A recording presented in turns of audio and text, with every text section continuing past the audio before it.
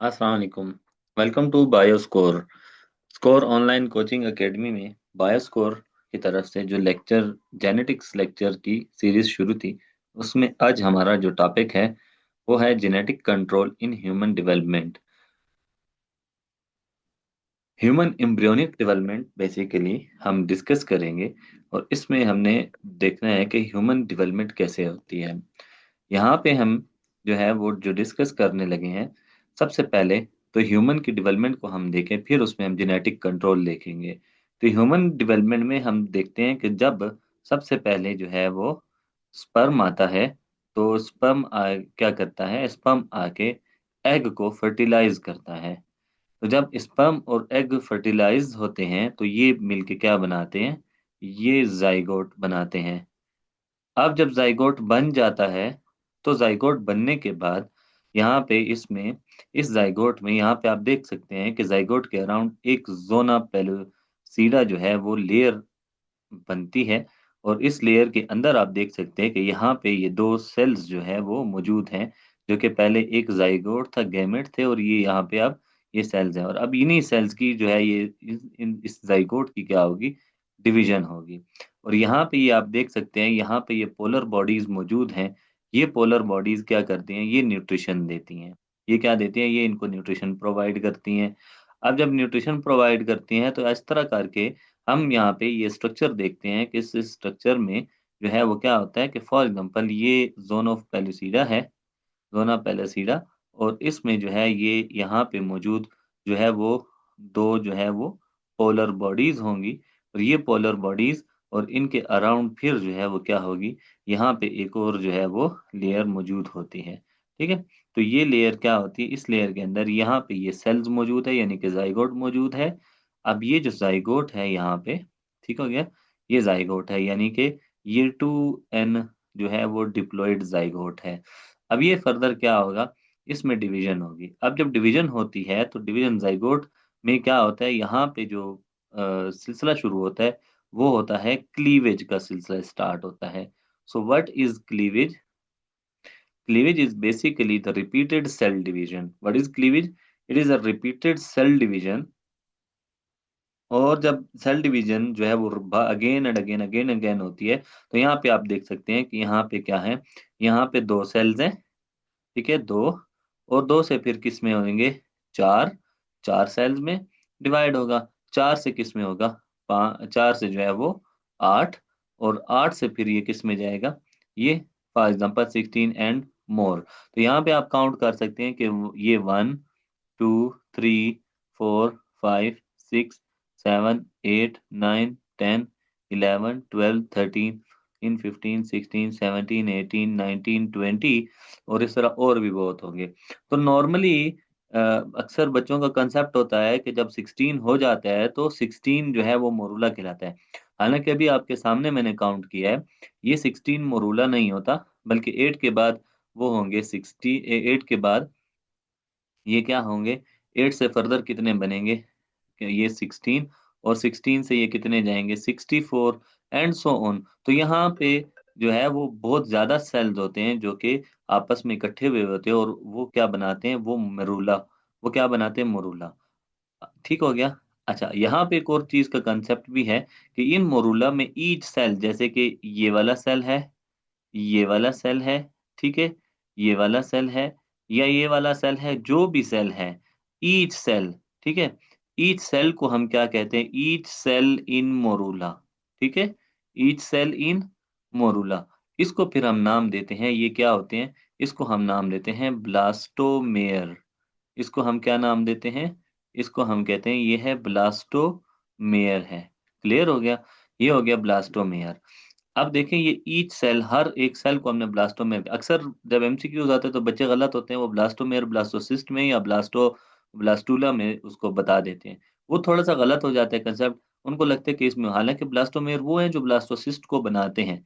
So now the next structure, इसमें again क्या होगी, इसमें अगेन ब्लास्टोमेयर बनेगा। ठीक है, क्लीवेज हुई, मोरूला बना, ब्लास्टोमेयर्स बने, और ब्लास्टोमेयर में अगेन क्या होगा, इसमें अगेन जो है वो क्लीवेज अकर होती है। What is cleavage?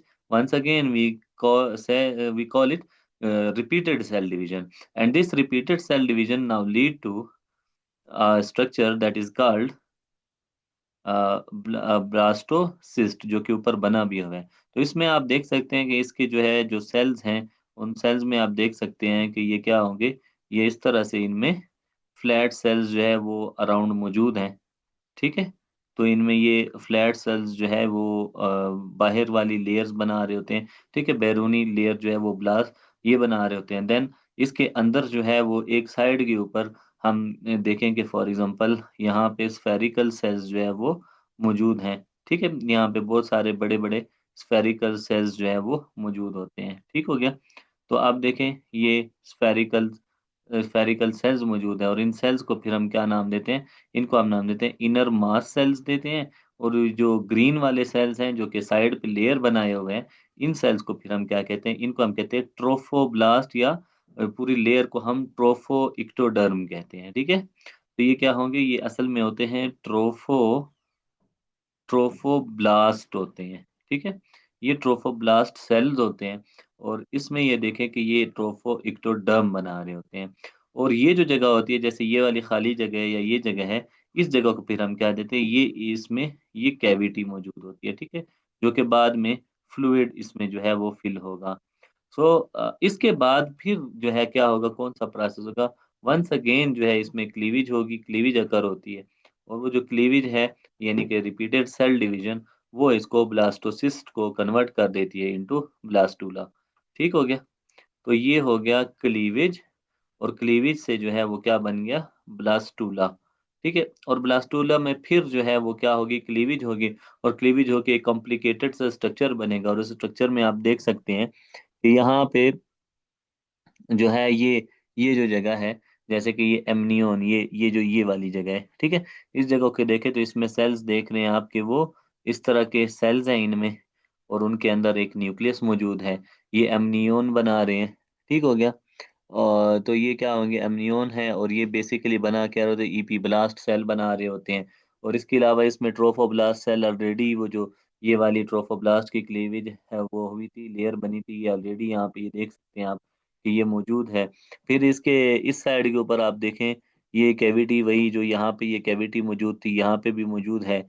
और इसके बाद ये एम्ब्रियोनिक जो है वो मीजोडर्म भी यहाँ पे मौजूद है। तो ये असल में क्या होता है कि फॉर एग्जांपल हम कोई एक बॉल लेते हैं, और उस बॉल को, बॉल लाइक स्ट्रक्चर होता है, और उस बॉल को अगर हम अंगूठे से प्रेस करते हैं, जब हम उसको प्रेस करते हैं, तो उसके जो साइड वाले सेल्स होते हैं वो कैसे आ जाएंगे, वो जो है हमें कुछ इस तरह से नजर आएंगे कि जैसे हमने जब उनको प्रेस किया, तो प्रेस करते ही हमें वो क्या नजर आ गए, वो अंगूठे से वो बॉल में यूं करके निशान बन जाता है। ठीक हो गया, जस्ट लाइक यहाँ पे आपने अंगूठे से इसको ऊपर से प्रेस किया हुआ है बॉल को।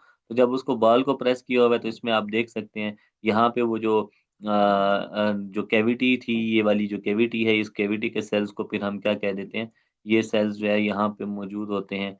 और इन सेल्स को फिर हम क्या कहते हैं, ये होते हैं हाइपो, जो है वो क्या होंगे, हाइपोब्लास्ट होंगे। ठीक है, तो ये सेल्स क्या होते हैं, इनको हम फिर क्या कहते हैं, ये हाइपोब्लास्ट हैं। ठीक है, ये होते हैं हाइपोब्लास्ट। ठीक हो गया, अब ये हाइपोब्लास्ट के साथ आके ये जो कैविटी है, जो कि हमने यह कहा कि यहाँ पे फ्लैट सेल जो ट्रोफोब्लास्ट थे वो मौजूद थे, वो सारे क्या होते हैं, वो इस तरह से जो है वो मौजूद होते हैं। ठीक हो गया, अब ये पूरी कैविटी जो है वो आपको इस तरह से नजर आ जाती है। ठीक हो गया, तो ये आप देख सकते हैं कि ये किस तरह से ये स्ट्रक्चर जो है वो मौजूद होगा। ठीक हो गया, तो ये इस तरह से करके ये सारा मौजूद होता है, और उसके बाद इसमें यॉक का जो सैक है वो भी एक साइड पे एक यॉक सैक बन रही होती है, एक्स्ट्रा एम्ब्रियोनिक स्ट्रक्चर बन रहे होते हैं। तो ये सारा स्ट्रक्चर है।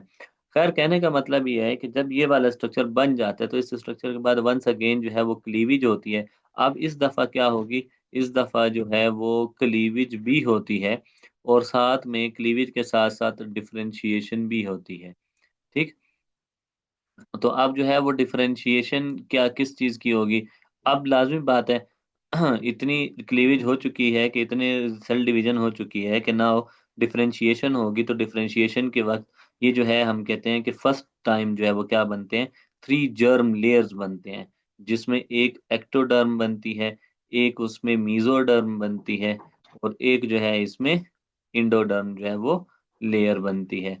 तो ये लेयर्स बनते हैं, और इन लेयर्स को, ये लेयर्स जो है वो फिर फर्दर क्या करते हैं, ये लेयर्स फर्दर जो है वो डिफरेंट टाइप ऑफ स्ट्रक्चर्स को जो है वो बना रहे होते हैं। ठीक हो गया? तो यहाँ तक।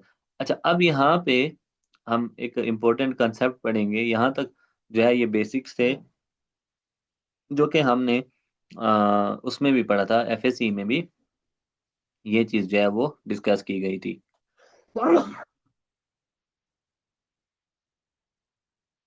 ओके, नेक्स्ट जो है इसमें हम देखते हैं। ओके, नेक्स्ट जो है वो क्या होगा कि अब हम इसको मजीद जो है वो यहाँ से लेट्स सी कि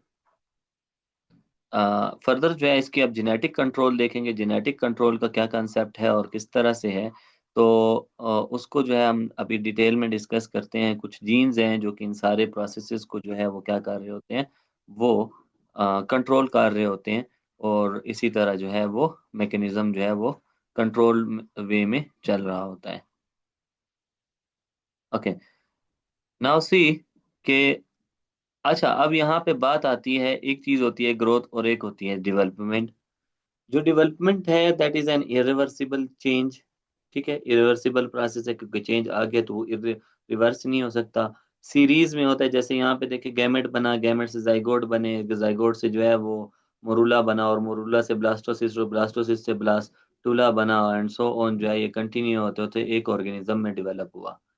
नाउ सी, इसमें किसी भी किस्म की रिपीटिशन नहीं हुई, किसी भी किस्म का जो है वो चेंज जो आया है वो वापस रिवर्स नहीं हो सकता। और ये एक प्रोग्रेस है कि चल रही है कंटिन्यूअसली, एक टारगेट है कि हम क्या कहते हैं कि ओवरऑल अगर हम देखें एम्ब्रियोनिक डेवलपमेंट को, एम्ब्रियोनिक डेवलपमेंट है या ओवरऑल जो ह्यूमन डेवलपमेंट है उसको हम देखते हैं, तो ये क्या होता है, ये देखें, ये इसका इसका सिनेरियो यूं होता है कि सबसे पहले जो है वो क्या बनेगा, वो बनेगा जाइगोट, और जाइगोट से जो है लेके जो है ये ब्लास्टूला। ठीक है, और अब ब्लास्टूला के बाद जो कि हमने कहा था कि एक्टोडर्म बनेगा, एक्टोडर्म के बाद जो है वो ऑर्गेनोजेनेसिस का प्रोसेस स्टार्ट होगा। अब देखें, ऑर्गेनोजेन यानी कि ऑर्गन बनने का प्रोसेस से लेकर यहाँ पे ऑर्गेनोजेनेसिस है, ऑर्गेनोजेनेसिस से लेके ये जो है यहाँ से लेके 8th मंथ और तक, जो कि ट्राइमेस्टर का सेकंड मंथ होता है, वहां तक ये सारा प्रोसेस जो है, यहाँ पे इस टाइम हम जो स्ट्रक्चर बना हुआ होगा, जो इम्प्लांटेड प्रेगनेंसी होगी, that will be known as, उसको हम क्या कहेंगे, उसको हम कहेंगे कि वो इम्ब्रियो है। वो क्या है? वो इम्ब्रियो है। इससे पहले वाले स्टेज को, यहाँ पे ये जो स्टेज था जो जाइगोट और से ब्लास्टूला तक आया है, ये जो स्टेज है ये प्री इम्ब्रियोनिक स्टेज है। ये क्या है? ये प्री इम्ब्रियोनिक स्टेज है। Clear?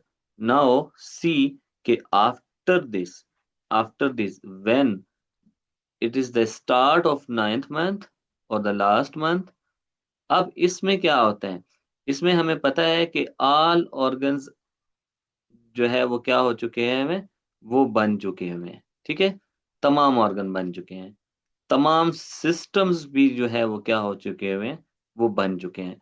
Now it is time, now it is time for what, it is time to activate them, या उनको फंक्शन स्पेसिफिक करना, या उनका फंक्शन जो है वो एक्टिवेट करना है।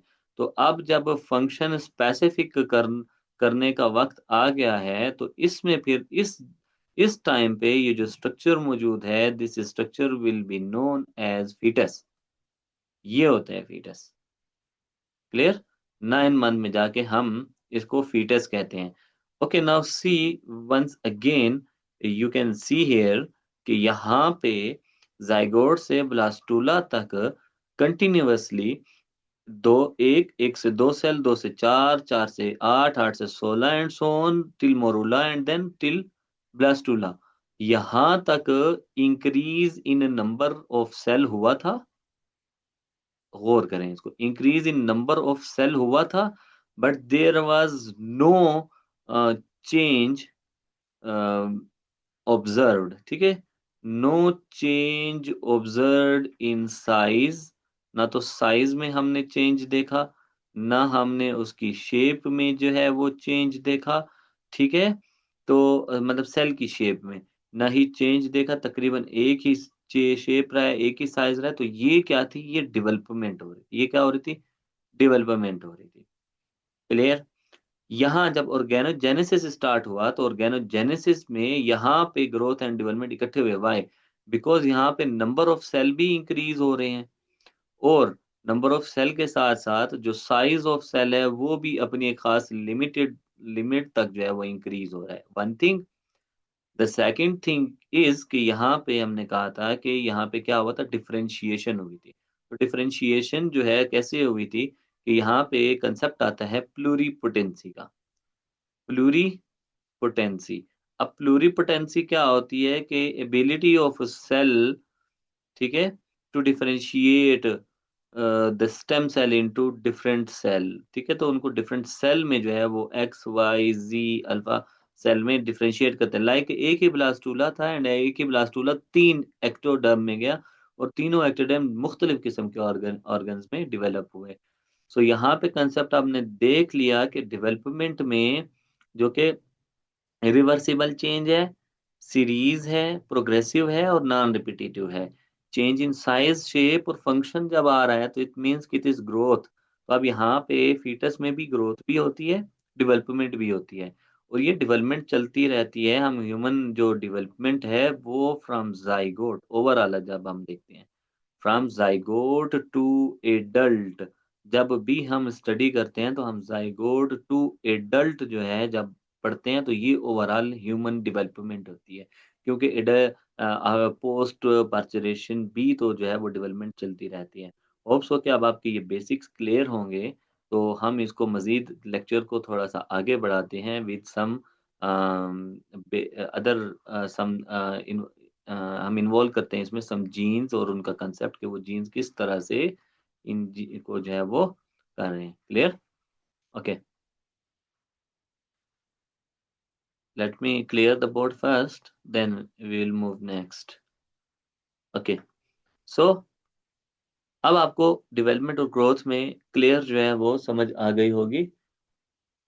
नाउ सी, यहाँ पे अब हम आते हैं मैटरनल जीन एक्टिविटी पे, मैटरनल इफेक्ट।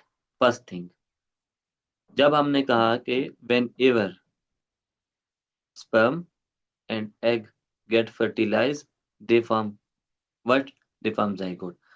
अब यहाँ पे स्पर्म जो है उसने क्या किया? उसने ट्रांसपोर्ट किया मटेरियल, अपना जो मटेरियल है जेनेटिक मटेरियल, वो ट्रांसफर किया किसमें? एग में। अब इसका ये मतलब नहीं है कि उसके जीन्स जो है वो वहां पीछे रह गए, उसने जेनेटिक मटेरियल यहाँ पे किया है। अच्छा, पूरा कंट्रोल ये नहीं कर सकता। Why? Because zygote is always formed in the female body. Clear? तो मेन जो इवेंट्स होंगे उनका कंट्रोल किसके पास होगा? मदर के पास होगा।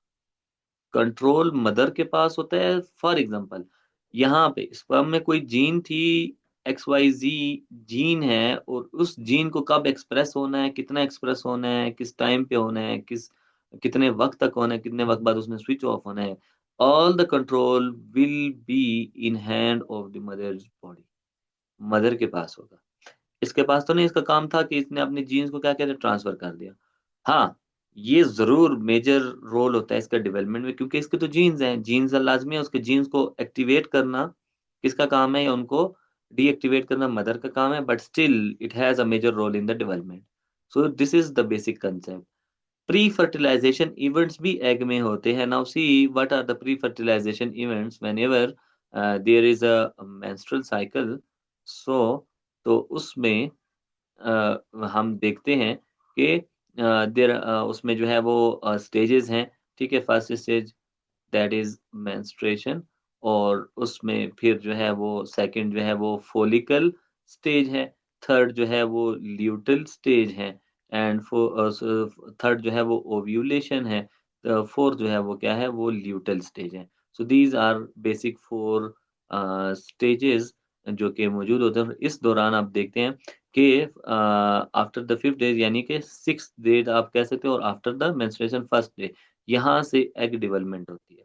एग जो है वो बनता है, एग बनता है, फिर वो उसके अपने ख़ास नंबर हो, उसमें 22 जो है वो 20 ऑलमोस्ट मैक्सिमम 20 या मिनिमम 5 टू 20 एग सिलेक्ट होते हैं, फिर उसमें से जो है वो या फॉलिकल सिलेक्ट होते हैं, उसमें से जो है वो एक ही वो मैच्योर होता है और उसी एग में फिर क्या बनता है, उस एग में एग बनता है और वो एग जो है वो फिर क्या होता है, वो मैच्योर होता है। जब वो मैच्योर हो जाता है तो मैच्योर होने के बाद वो क्या होता है, वो रिलीज़ होता है। तो for example in 28 days of the cycle it is release on the 14th day. जब ये 14th डे पे रिलीज़ होता है, तो यहाँ पे प्रेगनेंसी के चांस क्या हो जाते हैं, वो इंक्रीज़ हो जाते हैं। Now see this is the whole. Now what happened, there were meiosis in some sort of the cells, जहाँ पे ये सिलेक्शन हुई और एग बना, और इसमें so there were a lot of genes, there were a lot of genes which were controlling them. So these are the पहले, ठीक है, pre fertilization events in egg. So यहाँ पे क्या होता है, वो इस दौरान क्या करते हैं, अपनी न्यूट्रिटिव वैल्यू भी गेन करता है, डिटर्मिनेटिव वैल्यू भी गेन करता है, material from the surrounding sales भी जो है वो ले रहा होता है, और इन सारी चीज़ों को इकट्ठा लेके चल रहा होता है। तो यही वजह है कि मेन जो कंट्रोल होता है वो एट द एंड किसके पास आता है, वो एट द एंड जो है वो मदर के पास है, चाहे वो प्री हो चाहे वो पोस्ट फर्टिलाइजेशन हो। So all the things will be controlled by the mother body. Hope कि अब ये चीज़ भी आपको क्लियर होगी। सो लेट्स मूव फॉरवर्ड, और उसमें हम मज़ीद इसको थोड़ा-सा डिटेल में लेके चलते हैं यहाँ पे। Let's see what are the genes. So there are genes for pluripotency whenever the differentiation occur, even it is the first differentiation or the latter, but the whole differentiation occur due to the control of OCT4 gene or NANGO or SOX2. These are the three genes responsible for the differentiation or differential or for embryo. So it is the where they act, what they control, actually they control the inner mass, inner cell mass, what we taught already in the structure, where there were round cells and they were or at the one side of the pole or at the one side of the egg, so they were acting as a inner mass cell। उसके ऊपर जो है ये तीन jeans जो है वो act करते हैं और यहीं से ये डेवलपमेंट करते हैं एम्ब्रियो की, स्टार्ट करते हैं। फॉर एग्जांपल फर्स्ट जो है वो क्या करते हैं, वो प्लूरिपोटेंसी के थ्रू जर्म लेयर्स बनाते हैं तीन, और उन जर्म लेयर से फिर वो डिफरेंट टाइप ऑफ जो है वो टिश्यूज बनाते हैं, और उन्हें डिफरेंट टाइप ऑफ टिश्यूज को फर्दर जो है वो क्या करते हैं, वो लेके चलते हैं toward the organogenesis. In this way they form the embryo or they develop the embryo. Genes for the body plan formation, what type of the plan will be there. So all the body plan will be controlled by the PAX6 gene, that is also known as aniridia gene. If the mutation occur in this gene, so this will effect direct on the iris in eye and can cause some sort of the blindness or some sort of disorders or defects in the eyes. So it is the most important gene in terms of the eyesight. And the next gene, which is the axon guidance gene, this is the robo3 gene or ROBO3 gene। ये axon की guidance nervous system में बहुत ज़्यादा ये काम आती है। Next gene is for the overall growth. Whenever there is growth, so the overall growth will be controlled by a master gene that is called FGFR3 gene. So this will be controlled by this gene. So this is the main gene which controls the overall growth of the in human development. Oh, here we can see the pluripotency definition, which is the ability of a stem cell to develop into any other cell type. And the maternal effect mutation, what are the maternal effect mutation? Mother's genotype determines the offspring phenotype. So you can see here, as we early talk about the maternal effect, the mother effect. So we call that all the genomic, all the genome, all the genotypes will be controlled by mother. Why? Because mother's genotype actually decides the phenotype of the offspring. Mother की genotype बताती है। Mother की genotype बताती है कि phenotype क्या होगा offspring का। Why? Because they are the control master of the whole genome in the developing embryo. Get it? Whole developing embryo is controlled by the mother's genotype. So they will decide what will be the phenotype. कैसा होगा बच्चा, किस तरह का appearance होगी उसकी, ये सारा ये डिसाइड करते हैं। Get it? सो ये चीजें जो है ये डिसाइड करते हैं। ओके, नाउ सी, ये जो पिक्चर है ये थोड़ी सी रेलिवेंट है। जस्ट स्लाइड थोड़ी सी जो है वो क्या थी, वो उसको रंगीन बनाने के लिए या उसको थोड़े से डायग्रामेटिक टच देने के लिए ये स्लाइड जो है वो मैंने यहाँ पे रखी थी। Otherwise we don't have any concern with this slide. Okay, let's move. अब ये कंसेप्ट क्लियर हो गया है कि फिनोटाइप कौन कंट्रोल करेगा। कौन कंट्रोल करेगा? मदर कंट्रोल करेगी। मदर डिसाइड करेगी कि फिनोटाइप कैसा होना चाहिए। बच्चा खाला पे जाए या फूफो पे, कौन डिसाइड करता है? Mother. Okay, what are the maternal effects? Now see the maternal effect during the oogenesis. Mother's nuclear gene produce uh, um, and despite and deposit molecules like mRNA and proteins into the egg cytoplasm. वो जो हमने पीछे पढ़ा कि there will be a sperm and this sperm will form zygote when it meets with the egg, but before we see there were a messenger RNA when the egg was developing. So there was a messenger RNA, and this messenger RNA was translated into specific type of the proteins in the mother during the menstrual cycle. So specific proteins were made, and these specific proteins were deposited into the eggs. So when these proteins were deposited into egg, so the control was totally taken or totally um, overlapped by these specific proteins. Clear हो गया? इस वजह से mother जो है वो क्या करती है, वो कंट्रोल करती है, क्योंकि ऑलरेडी एक specific type of protein deposit हो चुके हुए हैं ड्यूरिंग मेंस्ट्रुअल साइकिल, और जब एग फॉर्मेशन हो रही थी और उसकी मैच्योरेशन हो रही थी, तब जो है उसने एक स्पेसिफिक प्रोटीन बना लिए एक मैसेंजर आरएनए से, उसकी ट्रांसलेशन हुई और वो बन गए और उसको डिपॉजिट कर लिया। तो इस वजह से अब उसी प्रोटीन की मदद से पूरा कंट्रोल किसके पास आ जाता है? वो मदर के पास आ जाता है। So this was actually pre-fertilization. This phenomena is the pre-fertilization phenomena where the specific protein were synthesized and deposited into the cytoplasm of the egg. Then, when the egg get fertilized, these protein was deposited into the zygote. Now the zygote will be controlled as per these proteins instructions which are deposited in this.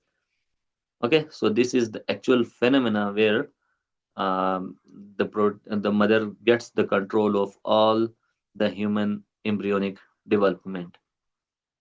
Hope it will be clear now.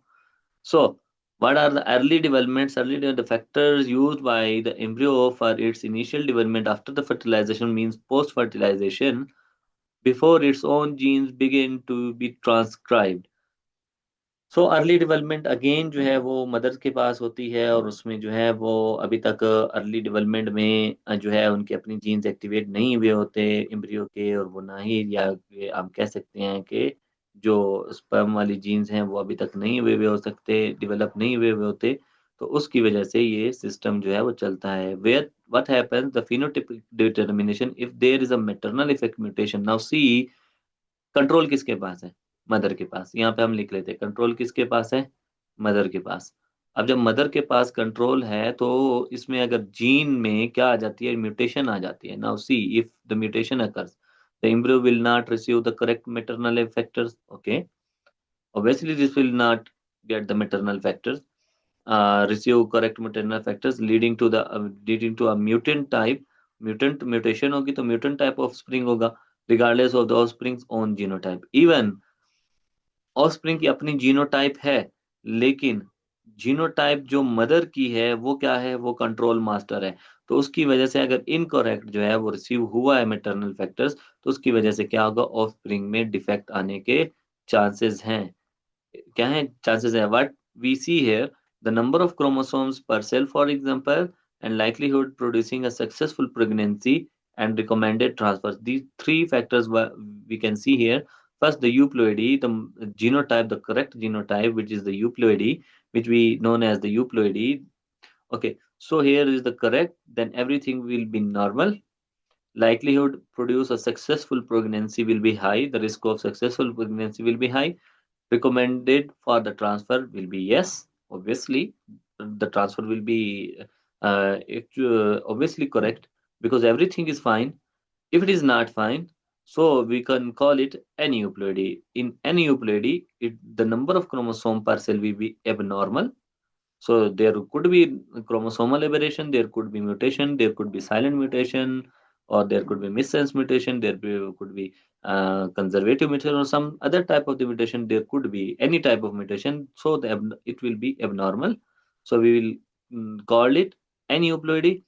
And this normally this happens very unlikely, but if it occurs, almost 50% of the chance are already there. If the aneuploidy occur, the successful pregnancy cannot be achieved. 50% the chances of abnormal pregnancy or unsuccessful pregnancy. uh, Obviously there is a lack of the chances for the transfer as well, because it is aneuploidy, and aneuploidy can overcome at any stage, so we have to avoid that. Now see what happens, mixed, some normal and some abnormal proteins, what we call in mosaic ploidy. So it is mosaic. What is mosaic? The normal and some abnormal will be mixed up, and normally the chance of happening such type of mutations, I mean mosaic mutation, are very low, but still these possibilities likely to occur. And recommended for transfer surely will not be entertained, because provider may consider the transfer if no euploidy embryos available. Okay, so ये जो है ये एक main phenomena है कि यहाँ पे हम इस तरह से उसको निकाल सकते हैं. क्लियर हो गया. सो नेक्स्ट जो है वो इसमें हम देखते हैं, मदर का हमने ये डिस्कस कर लिया है थोड़ा सा, एनियोप्लोइडी, यूप्लोइडी और इनको, और इसमें हमने देख लिया है. Now see here what happens further. So here in mammals, we are now talking about mammals. Range of the tissues from the pre-implementation. What is the implementation? You already know. Here there is a, for example, uterus, and we have the ovary, the ovarian tube, and this is the, for example, fetus, and the fetus will be like this, and we have ovary, and this is the ovarian tube. What actually happens, so you can see here ovary and the fertilization occur here, then it transfer from 1 day, 2 day, 3 day, 4 day, 7 day, and at the end it gets approached here, and it is in uterus. The zygote or the morula blastula will be implanted here for a successful pregnancy, where the amniotic cavity forms and around some other nutritional values being added. और यहाँ पे जो है ये क्या होता है, pregnancy जो है वो शुरू हो जाती है, ग्रोथ शुरू हो जाती है, and the fetus gets, or the sorry, the embryo gets larger and larger and larger. So this is what actually in mammals happened during the pregnancy. So if the mutation occurs, so the range of tissues will be affected from pre-implantation, pre-implantation till this stage, where the zygote were formed, morulation were occur, then the blastocyst formed and blastula, and that the blastula formation and the blastula went for the implantation to the uterus. So till this stage, there could be a development arrest at any stage, either there, either there, either there. At any stage, this can be arrested. Blockage will be occur, and the whole phenomenon will be stopped. Okay, so this could occur due to the mutation. More severe outcome if is it doesn't stop and it is implanted successfully, and the pregnancy goes on, and at the end the parturition also occurs, and the live born children will face such sort of the things like abnormal, maybe there could be some abnormalities in the in phenotypical appearance or phenotypical what we say the physiological functions. सो क्या हो सकता है कि वो उसको माजूरी हो सकती है, किसी भी किस्म का उसमें डिफेक्ट हो सकता है. Okay, human impact. What in human, if we talk about typically about the human, so these mutations are linked to higher rate of the reproductive failure. There could be a reproductive failure, including spontaneous abortions. This can cause the spontaneous अचानक से abort हो जाती है, abortion हो जाती है, pregnancy drop हो जाती है. Hydathidium form was like abnormal pregnancy growth, but we already talk about, say it will be abnormal pregnancy, but still going to be happen and goes on continue till last, but there will be defects in the live born children. And in some cases, multi-locus imprinting disorder can be occur in the offspring. Sometime there will be okay, so the whole phenomena actually depends upon the genes, and the gene main role is about the genes. What type of the genes are? These are the NLRP7 and NLRP2 gene. These are the main player responsible for the maternal effect, either pre-fertilization, the post-fertilization, pre-implantation, and post-implantation or the post-parturition. All the all the effects of the maternal, all the maternal effects will be guided, will be run by these NLRP genes. These are two in number, 7 and 2. Okay, so these are actually associated with the whole phenomena of controlling. Clear? So hope this will be clear to you. Now we will move forward, and what we see, let's have a quick review onto this diagram. So what we talk about, that there were early acting maternal effect of pre fertilization, or so where in mother's body when there was menstrual cycle. So during the menstrual cycle, what happened? The meiosis were occur.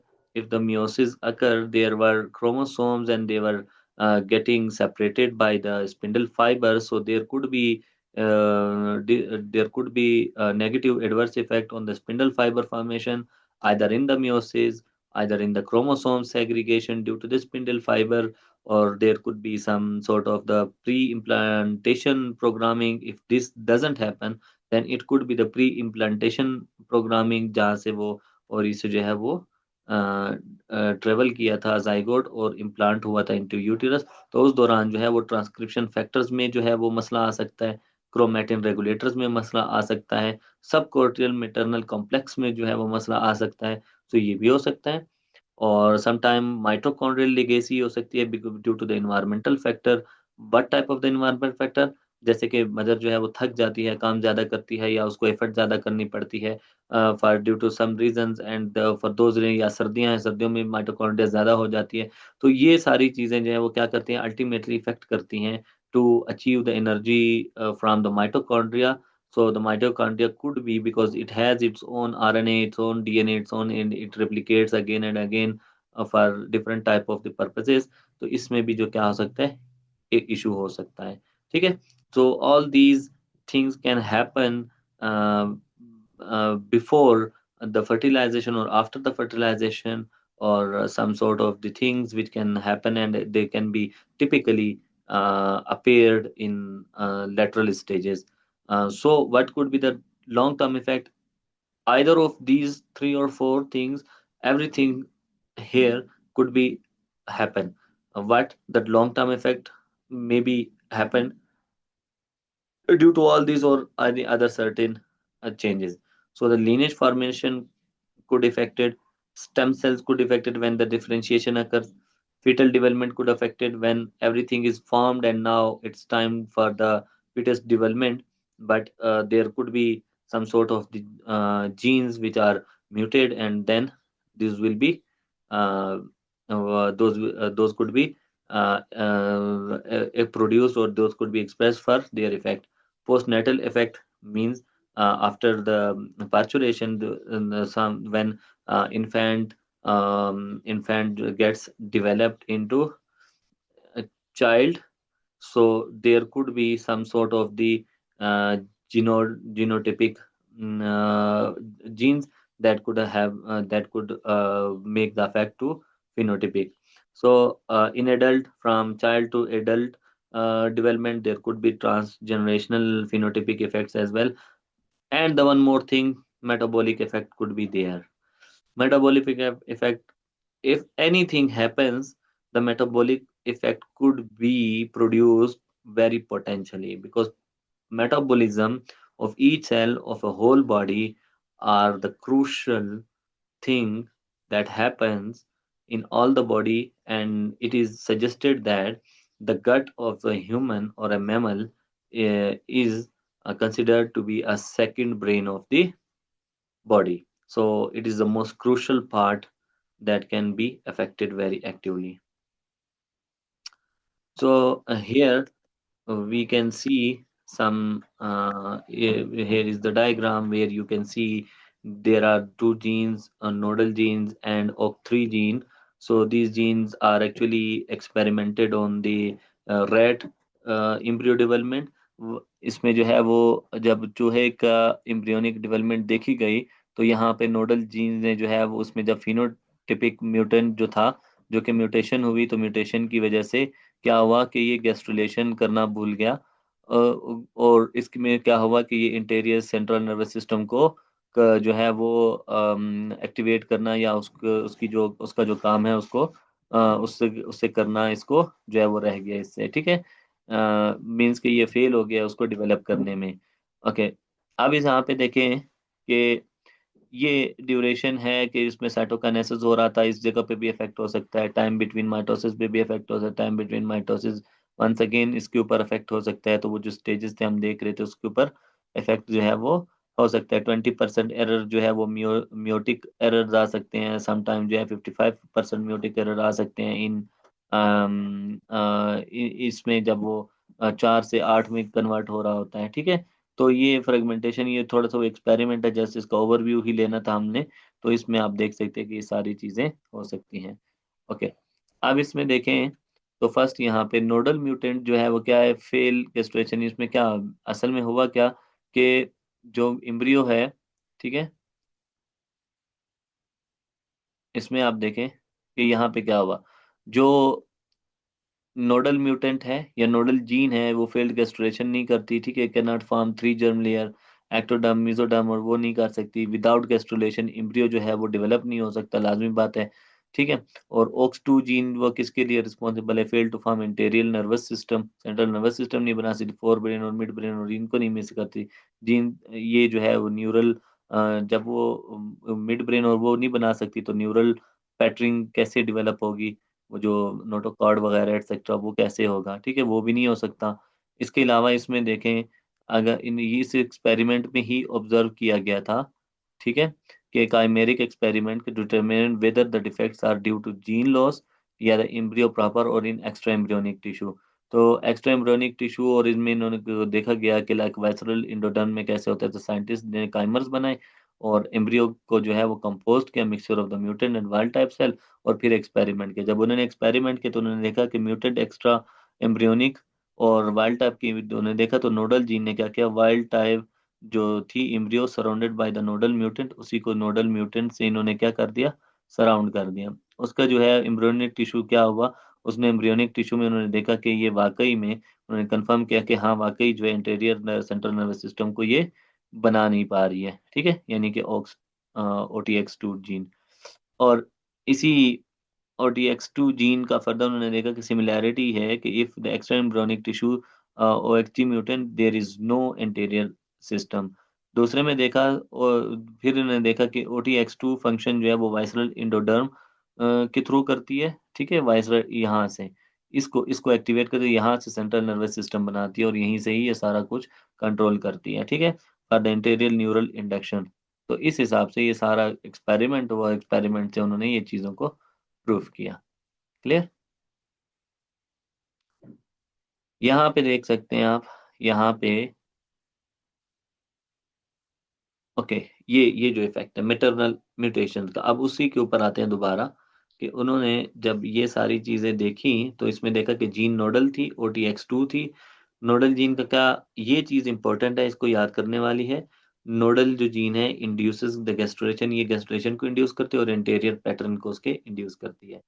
इसके लिए extra embryonic tissue जरूरत होता है जो कि visceral endoderm tissue होता है, और मेन इफेक्ट इसका क्या होता है, ये इनिशिएट करती है फॉर्मेशन ऑफ बॉडी प्लान और इंटीरियर नर्वस सिस्टम को। ठीक है, OTX2 जो है वो क्या करती है, ये स्पेसिफाई करती है और मेंटेन करती है सेंट्रल नर्वस सिस्टम को। दोनों एक्स्ट्रा एम्ब्रियोनिक और एम्ब्रियोनिक टिश्यू को जो है ये क्या करती है, इसके लिए रिक्वायरमेंट होती है, और इंड्यूस करती है stabilize forebrain midbrain development को, जो है वो स्टेबलाइज करती है। तो नोडल एंड OX2 जो है वो क्या है, वो अर्ली डेवलपमेंट जीन्स हैं, जो कि बेसिकली दोनों जो है एक्ट करते हैं as a visceral endoderm to pattern the anterior embryo, ठीक है, इंटीरियर एम्ब्रियो को बनाने में। और नोडल जो है वो रिक्वायर्ड होती है for early gastrulation and axis formation, जबकि OTX2 जो है वो later on interior central nervous system की स्पेसिफिकेशन और उसकी मेंटेनेंस में हेल्प आउट करती है। क्लियर हो गया?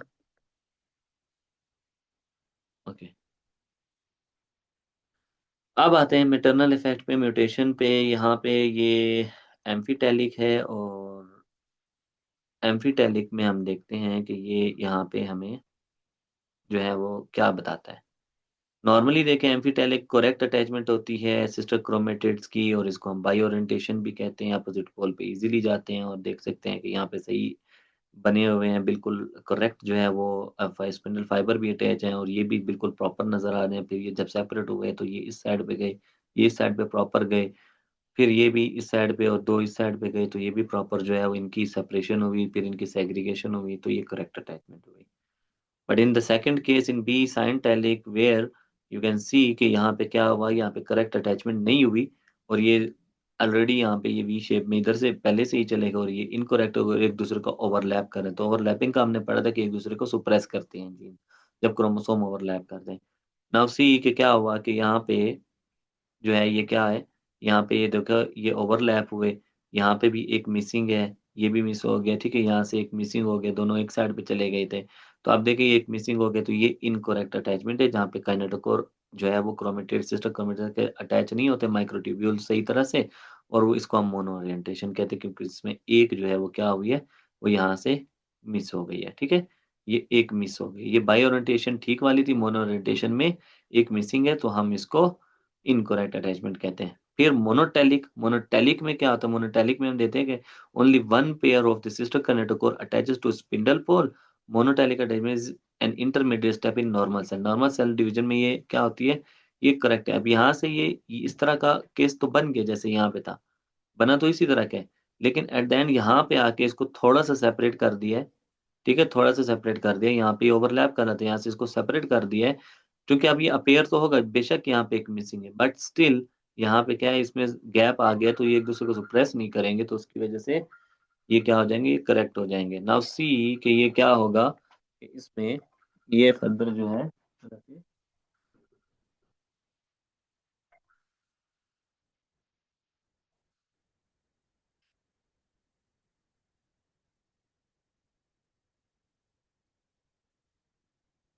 ओके, अब फाइनली क्या हुआ, फाइनली ये हुआ कि ये देखें मोनो मीरोटेलिक है, मीरोटेलिक में देखें ये फिर से एक दूसरे के साथ दोनों ये क्या हुए, ये ओवरलैप हुए हुए हैं।